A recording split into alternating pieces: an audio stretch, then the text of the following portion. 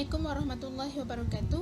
My name is Siti Masara and I'm the first presenter. For the arrival of British to Malaya, the community practiced law based on Malay custom and also elements of divine law. According to Yusuf, the Malaya has its own administrative system which is written and unwritten laws, while Sabah and Sarawak they practice law according to their traditional custom. According to Yusuf, the British Dutch of 1824 was done to protect their colonies and safeguard their respective interests in Malaya world. And also through this treaty, Malacca was given to the British, and the British has a clever strategy to fully control the Malaya and has created the negeri-negeri Selat, negeri-negeri Melayu bersekutu dan negeri-negeri Melayu tidak bersekutu. And there was many other changes made by British, and we will discuss more in our presentation. The Malaya Peninsula is known as the land of gold because it is rich in various produce, and many Malaya at the time who engaged in economic activities such as mining, farming and collect forest product. If there has a surplus, there will be market. On the factor the British come to Malaya is because they was interested in luxury goods, the strategic position as a collector center for goods and a temporary port. Okay, after British came to Malaya and controlled the ports and made the trading economy more advanced, the British intensive in mining activities and strength rubber algae culture. Before the existence of the British policy, which is the arrival of British to Malaya, the Malaya community was free to own and use land. But after the arrival of British, the land was important to them and they has changed the law of land ownership rights. Okay, the British introduced land law according to their systems such as Sungai Ujong Lands Rule 1887. And the change that made by British is divide land to the several parts according to the use and commercial value, and for taxes the rate charged varies according to type of land owned and work on. But from that, anyone who are interested working on the land have to continuously deal with the land office, not meet with the king anymore. Community also have to seek permission from land office to collect forest resources such as resin, rattan and nipah. Last but not least is British policy towards smallholders. According to Christian and Brahman, farmer in Malaya only run in subsistence economy and not involved in modern economic sector, which is only given to foreign immigrants, which is China and India. Assalamualaikum warahmatullahi wabarakatuh. My name is Nurul Awatif Najah binti Abdul Malik. My matric number 2020491864. So I will continue this presentation with pro-British political parties in Malaysia. In post-colonial Malaysia, notably in the 1915, the Malay nobility and Chinese capital played important roles in forming the dominant group, which is the United Malay National Organisation, known as UMNO, and Malayan Chinese Association, MCA, were founded. The two major groupings were used to form the association. The UMNO party was represented by Malay ethnicity with political club. Chinese ethnicity was represented by MCA. When the Malayan Indian Congress (MIC) joined the alliance in the late 1915, it strengthened the dominating political coalition. Okay. In many ways, the Malays, particularly after the founding of the Federation of Malaya in 1948, played the most prominent roles. The British recognized UMNO's success in uniting and protecting Malay prerogative after 1946 with the foundation of the Federation of Malaya in 1948. The Federation of Malaya in 1948 could be regarded as the Malay state's true foundation. Both the RM and the MCA are anti-communist parties. UMNO and MCA political leaders are Western educated and anti-communist. the British and the United States at this political grouping in their effort to curb the communist movement in Malaysia. Assalamualaikum warahmatullahi wabarakatuh. My name is Tengku Nur Hidayah binti Raja Saleh and I will continue the presentation to concept. 2.1 Definition of British colonialization. The British Empire was composed of the dominions, colonies, protectorates, mandates, and other territories ruled or administered by the United Kingdom and its predecessor states. According to Ronald J. Horvath, colonialism is a type of dominance that involves control over the territory or conduct of other groups by other groups. Michael Adams examines colonialism, his works on imperialism that has an influence on local society and culture. The term colonialism clearly indicates that imbalance between colonial authority and colonial control. And frequently between colonies and native populations. Assalamualaikum warahmatullahi wabarakatuh. My name is Siti Raifana binti Azhar and I am from PIC 110-4DB. My match number is 2020-839224 and today I will be presenting about the effect of colonialization.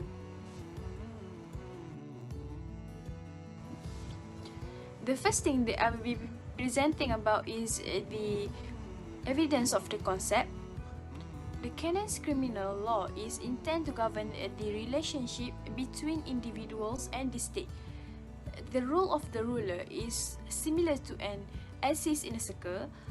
That means is the role of the ruler are to guiding and lead the people based on the principle.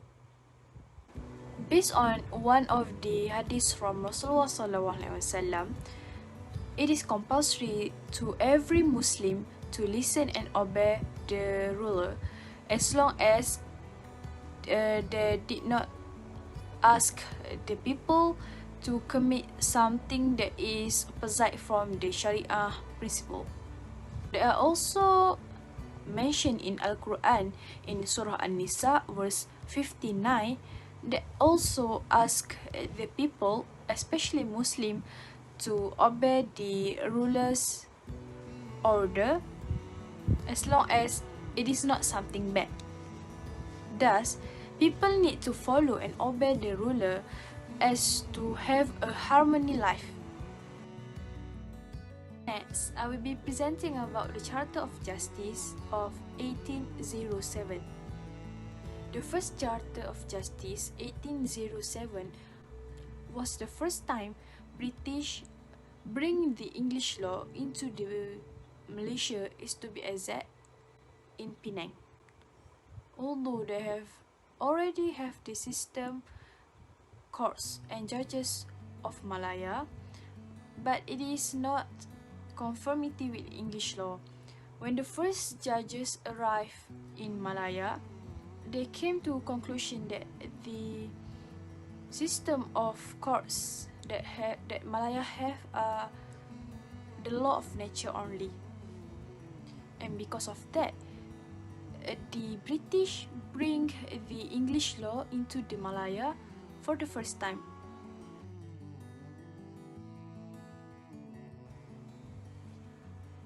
Because of the British brings the English law into the Malaya, the effect of this are the existence of the street settlements. It is start when Siam overran Kedah and drove out Sultan Kedah, and a fierce debate starts and lasts in the street settlements until 1845.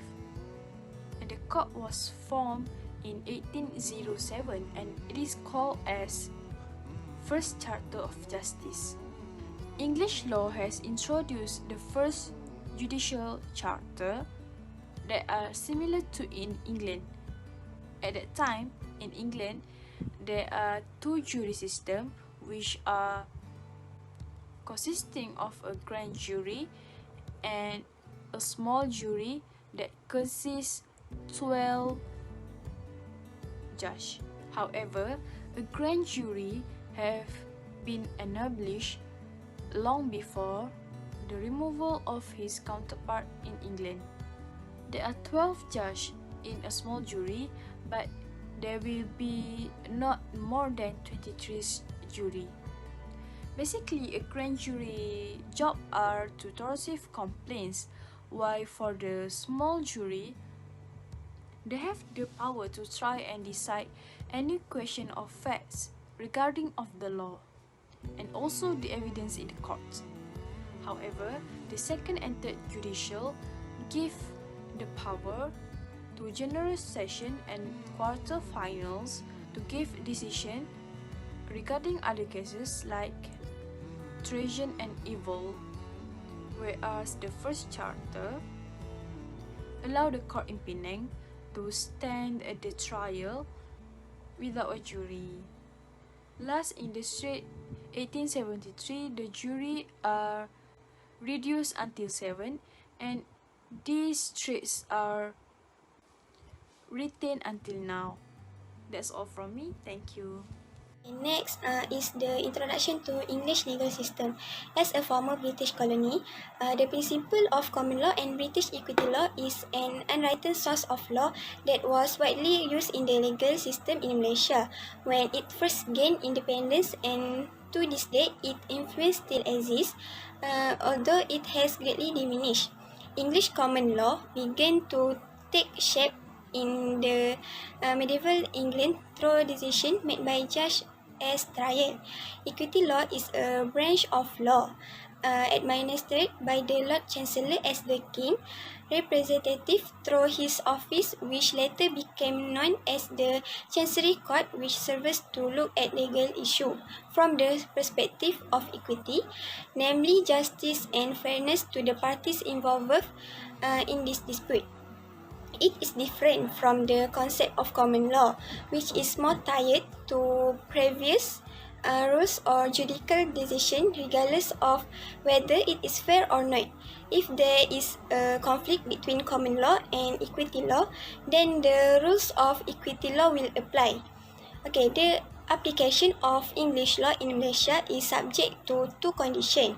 Namely the absence of local written law that can be applied in dealing with the legal problem that arise.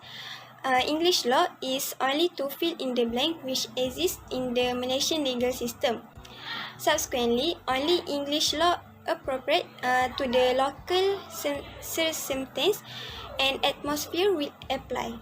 Okay, I will continue the presentation with diminishing power of the Sultanate. So, before the British colonization, besides being famous from its wealth of produce, Malaya also famous with stable administration, and this stability is the result of government wisdom. The Malay state at the time practiced a Raja system of government. The king was a ruler of the social, economy and politics, as well as the king as the collector of the land tax and considered as the source of law, heads of government and religious leaders also responsible for maintaining the custom and structure of national society. However, because of this stability, it has attracted the interest of the colonial powers to control Malaya. According to Mokhtar, the early British strategy in Malaya was to develop administrative power from the Malaya rules and introduce a colonial administrative system such as a residence system and others. The king is given absolute power only in matters of religion and custom only. So that means the king has lost his power as a ruler in administrative and economic matters. In addition, the function of king as a tax collector also lost. However, the law of Malaya have been amended and only retain those law demand appropriation for the negeri Selat. It shows that the power of the king as the ruler has been lost. In fact, until now, this rule is still practiced in Malaysia. 3.4 Reducement of pre-existing laws jurisdiction. Malay land renamed as Malaya once all the states in the peninsula unified. They enacted a number of new laws to be utilized in accordance with various agreements. The Malayan Union concept proposed a centralized government comprising several peninsular holdings. To streamline administration, the British proposed uniting the Malay Peninsula under a single authority. The British proposed the union for the first time in October 1945. Meanwhile, in the same month, Sir Harold MacMichael succeeded in obtaining the permission of the Malay state rulers for the Malayan Union. The Malayan Union was established in April 1946 with Sir Edward Jan as its governor and deemed Kuala Lumpur as the capital of the Union. Then, the agreement stated that the Malay Sultans would keep their seats, but sovereignty would be passed to the British Crown. This implies that the Sultans handed all of their rights to the British Crown, with the exception of religion and traditions. The Sultan's political power was considerably diminished since British residents would replace him as the chairman of the state's councils, and the Sultans were regarded as the Malays' guardian. This deal annulled the previous agreement of 1948, gave rise to the Federal Constitution, and resulted in Independence Day on August 31, 1957. The conclusion colonialism continues to have an impact on numerous countries around the world. The consequence of colonialism should not be overlooked or regarded as insignificant because they continue to influence how many countries conduct domestic and foreign politics today. Furthermore, it is a component of both the colonializers and colonized narrative, and it should be investigated in order to avoid similar results in the future. So that we as nations should be more sensitive to the effect of colonialism. For example, we must abide by all the laws and regulations set by the king and the government to create a peaceful and harmonious situation in our country. In addition, we must love our country and protect it from any impending threats. Finally, we should not take any action that could threaten our country, especially the peace and sovereignty of the country. That's all from our group. Thank you.